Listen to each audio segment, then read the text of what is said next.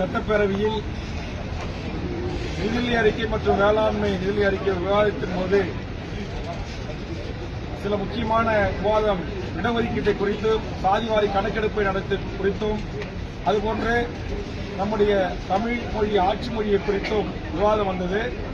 அதில் நான் point of order எழுப்பி சில விளக்கங்களை மாண்புமிகு பேரவை துணைத் தலைவரிடம் கேட்க விரும்பினேன். அது தமிழ் மொழியை குறித்து. தமிழ் வழியில் படித்த தமிழ்நாட்டு இளைஞர்களுக்கு தமிழ்நாடு அரசு காவல்துறையில் வேலைவாய்ப்பு கடந்த அதிமுக ஆட்சி காலத்தில் மறுக்கப்பட்டது. அதிமுக ஆட்சியில் மறுக்கப்பட்ட போது ராமநாதபுரம் மாவட்டத்தைச் சேர்ந்த ஒரு இளைஞரை அவர் என்னை முறையிட்டதன் காரணமாக நான் மதுரைக்கு சென்று மதுரை உயர்நீதிமன்றத்தில் மூத்த வழக்கறிஞர் அஜ்மல் கான் அவர்கள் ஏற்பாடு செய்து ஒரு வழக்கு தொடுத்தேன். அந்த வழக்கில் தமிழ் வழியில் படித்தவர்களுக்கு டைரக்ட் எஸ்ஐ என்று சொல்லக்கூடிய பணிக்கு அவர்கள் தகுதியானவர்களாக வர மறுக்கிறார்கள். அதற்கு காரணம் உயர்நீதிமன்ற உச்சநீதிமன்ற நீதிபதிகளிடத்திலே வழக்குகளை ஆங்கிலத்தில் மொழிபெயர்ப்பு செய்வதற்கும் ஆங்கில புலமையோடு வழக்குகளை கையாள தெரியாத காரணத்தினால் தமிழ்நாடு சீருடை பணியாளர் தேர்வு வாரியத்தில் கலைஞர் அவர்கள் கொண்டு வந்த தமிழ்நாட்டில் தமிழ் வழியில் படித்தவர்களுக்கு 20% வேலைவாய்ப்பு உள்ளிட்ட தமிழ் வழியில் படித்தவர்களுக்கு அரசு வேலைவாய்ப்பில் முன்னுரிமை என்கிற அந்த சட்டத்தையே ஒரு துறை தமிழ்நாட்டில் நடைமுறைப்படுத்தாமல் இருந்து வந்தது. இதை நான் கண்டுபிடித்து மூத்த வழக்கறிஞர் அஜ்மல் கான் மூலமாக அன்றைய இருவர் bench mister justice Kirubakaran Pugazhendhi இருவர் கவனத்திற்கு எடுத்துச் சென்ற போது அவர்கள் தமிழ்நாட்டில் தமிழ் வழியில் படித்துவிட்டு தமிழ்நாட்டில் வேலை கேட்காமல் லண்டனில் வேலை கேட்பார்கள் என்று ஒரு வரலாற்று சிறப்புமிக்க தீர்ப்பை வழங்கி தமிழ்நாடு அரசு சீருடை பணியாளர் துறையின் சார்பான டிஜிபி அவர்களையும் தமிழ்நாட்டுடைய அட்வொகேட் ஜெனரல் அவர்களையும் மதுரைக்கு அழைத்து நீங்கள் இதை நடைமுறைப்படுத்த வேண்டும் உத்தரவு பிறப்பித்து அதை நடைமுறைப்படுத்தியவன் வேல்முருகன். அதைத்தான் இன்றைக்கு சட்டமன்றத்தில் நான் எழுந்து சொன்னேன். கடந்த கால ஆட்சியில் இந்த மாதிரி சட்டம் இருந்தோம், காவல்துறையில் அந்த சட்டத்தை நடைமுறைப்படுத்தல. அதனால என் உயிரை விட மேலான என் தாய்மொழியான தமிழை தமிழ்நாட்டில் ஆட்சி மொழியாக, அலுவல் மொழியாக, பாடமொழியாக, பயிற்சி மொழியாக கட்டாயம் நீங்கள் நடைமுறைப்படுத்த வேண்டும். இந்த வழக்கு உச்சநீதிமன்றத்தில் நிலுவையில் இருக்கிறது. அதே மாதிரி பக்கத்திலே நம்முடைய தெலுங்கானாவில் 25/2/2025 ஒரு அரசாணை வெளியிட்டிருக்கிறார்கள்.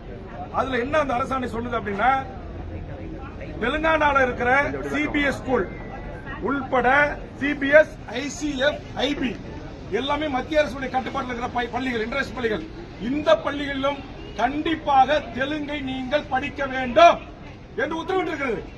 அதுபோன்று தமிழக அரசும் உத்தரவிட வேண்டும் என்கிற கருத்துக்களை சட்டமன்றத்தில் பதிவு செய்தேன். நான் என்ன சொல்ல வருகிறேன் என்பதை புரிந்து கொள்ளாமலேயே அதிமுக உறுப்பினர்களும் எழுந்து கத்துகிறார்கள்.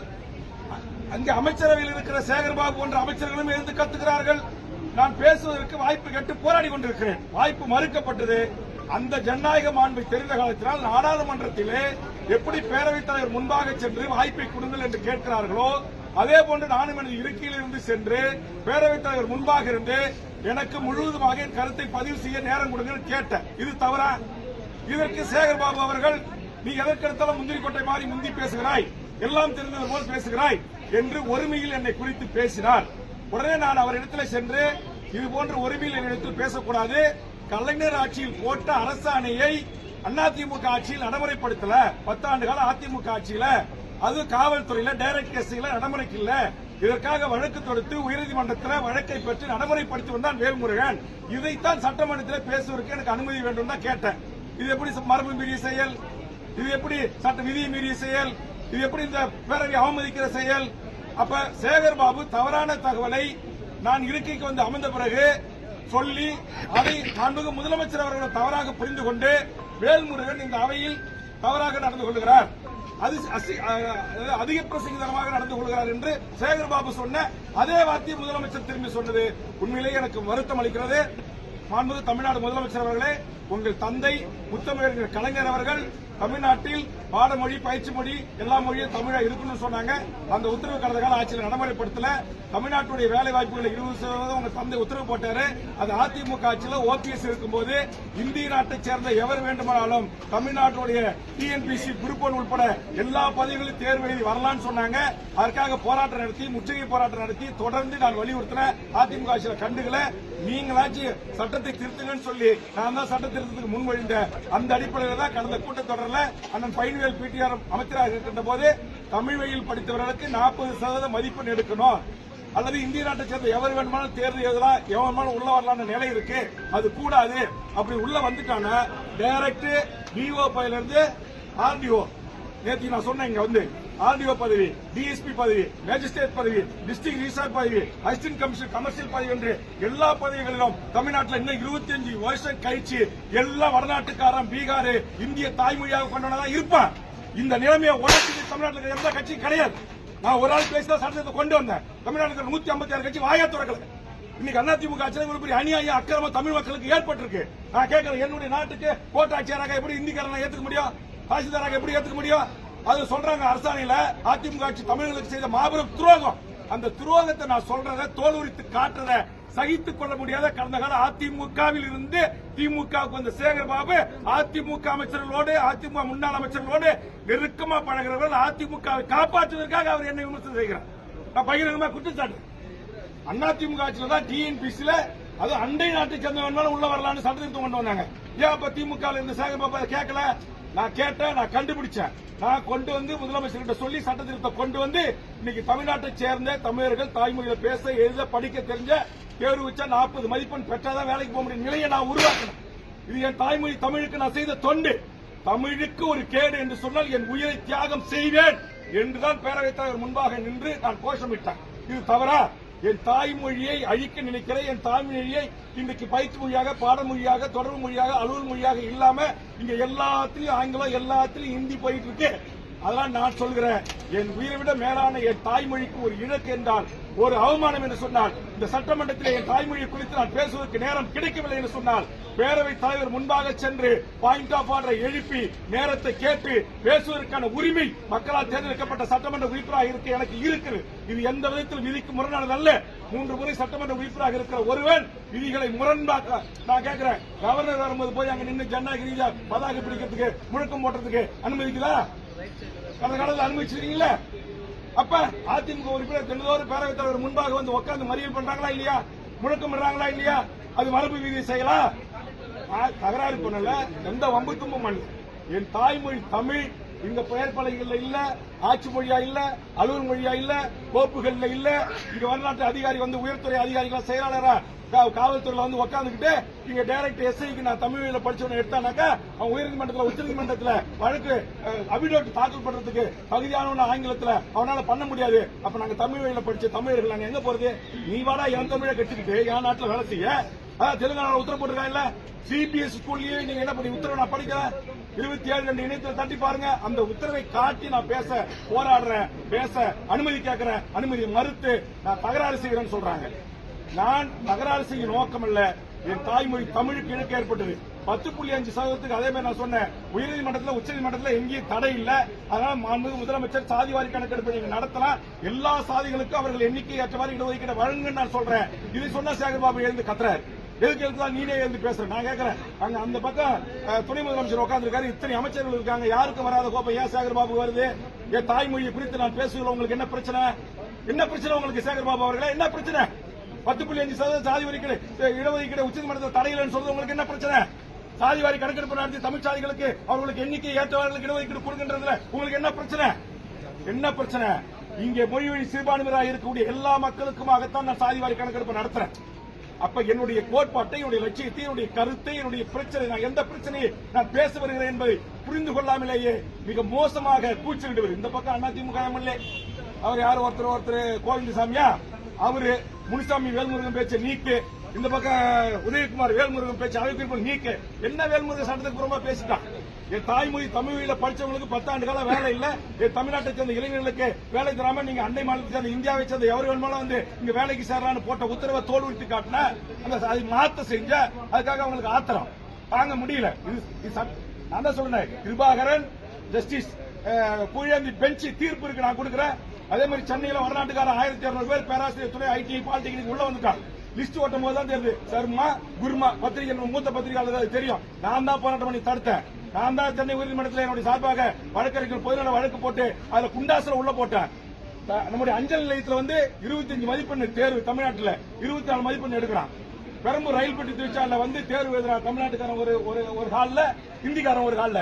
இந்திக்காரன் 100 பேர் அப்படியே பாஸ் ஆகி உள்ள போறான், தமிழ் 100 பேர் ஃபெயில் ஆகிறான். என்ன காரணம்?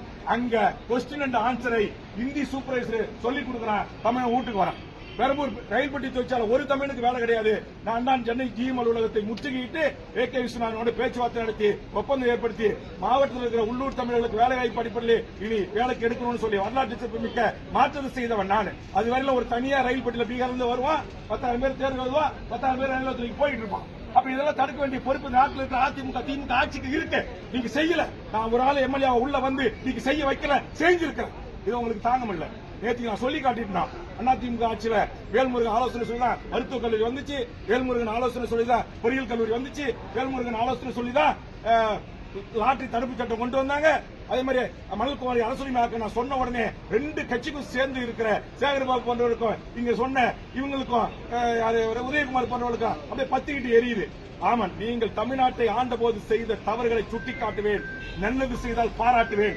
எவருக்கும் எப்போதும் நான் அடிபணிய மாட்டேன். என் உயிரை விட மேலான என் தாய்மொழிக்காக என் குரல் ஓங்கி ஒலிக்கும். நீங்கள் பேரவைத் தலைவர் சட்ட ரீதியாக விதி ரீதியாக என்ன நடவடிக்கை எடுத்தாலும் அதுக்கு நான் கட்டுப்படுறேன்.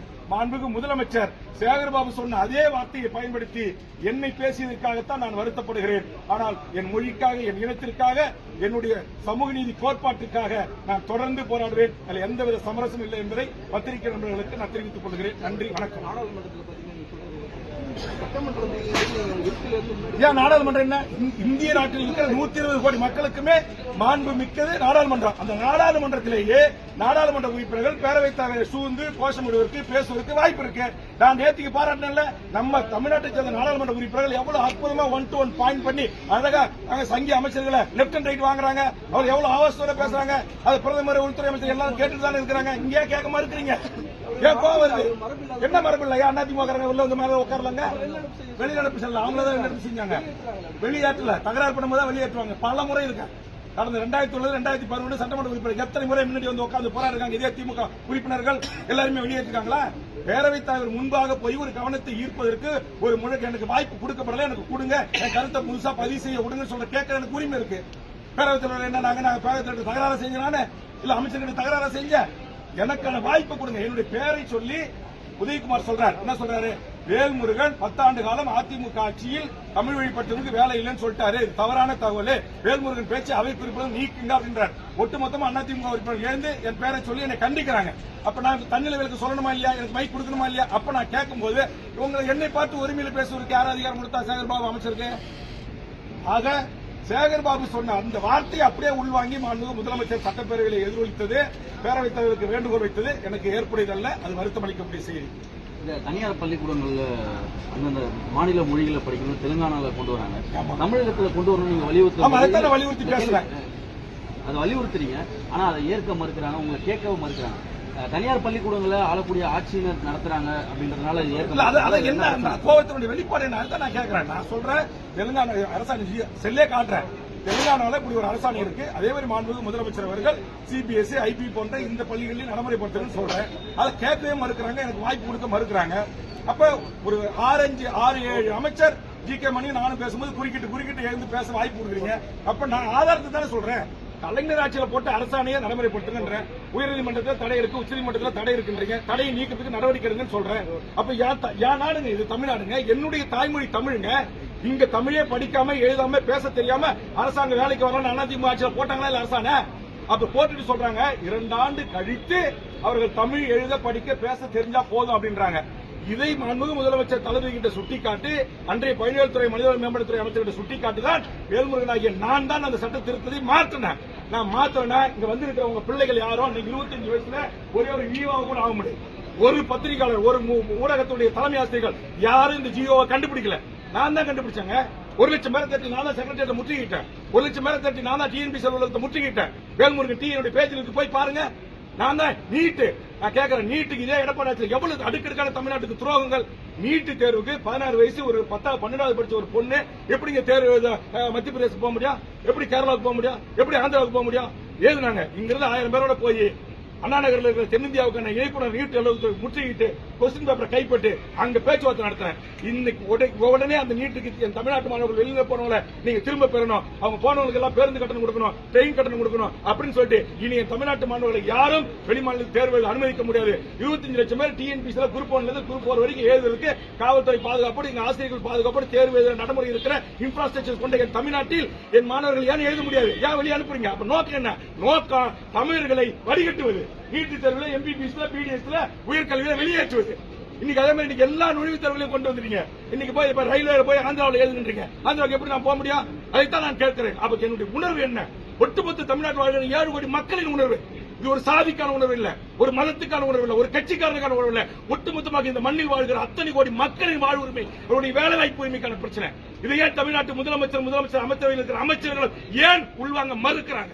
தமிழுக்காக தரவுகள் இல்லாம ஒரு கூட்டணி கட்சி தலைவரையே சட்டப்பேரவைக்குள்ள வச்சு விமர்சனம் செய்யறது என்ன? ஒரு காலத்தில் ஏற்றுக்கொள்ள முடியாது. நான் என் மொழிக்காக, என் இனத்துக்காக, என் தமிழ்நாட்டு மக்களின் வேலை வாய்ப்பு உரிமைகளுக்காக நான் போராடுவேன். அதற்காக எந்த தியாகத்தையும் செய்வதற்கு நான் தயாராக இருக்கிறேன். அதற்கு மட்டும்தான் பேசணுமா கூட்டணி கட்சி தலைவர்? அதை வந்து இப்ப யாரு என்ன எழுத்து சட்டமன்றத்தில் குரலிட்டாங்களோ அவர்கிட்ட கேளுங்க. அப்படி ஒரு நிலைமை தான் இருக்கா சட்டப்பேரவையில்? அதுதான் நீங்க சட்டப்பேரவையில் கேளுங்க. நான் தான் சொன்னேன், அதிமுக எதிர்க்கிறது, திமுக அமைச்சரும் சேகர்பாபு எதிர்க்கிறார். அப்ப இதுல என்ன அர்த்தம் எனக்கு புரியல. அப்ப தமிழர், தமிழ்நாடு, தமிழ் மொழி, தமிழ்நாட்டின் வேலை வாய்ப்பு உரிமை என்று நாங்கள் பேசக்கூடாது என்று நினைக்கிறார்களா என்ற கேள்விக்கு தமிழ்நாட்டு மக்கள் பதில் சொல்வார்கள். நான் என் மக்களுக்காக, என் மண்ணுக்காக, என் மொழிக்காக, என் நேரத்திற்காக சமரசமற்று போராடுவேன். அதற்காக எந்த தியாகத்தையும் செய்ய தயாராக இருக்கிறேன். நன்றி, வணக்கம்.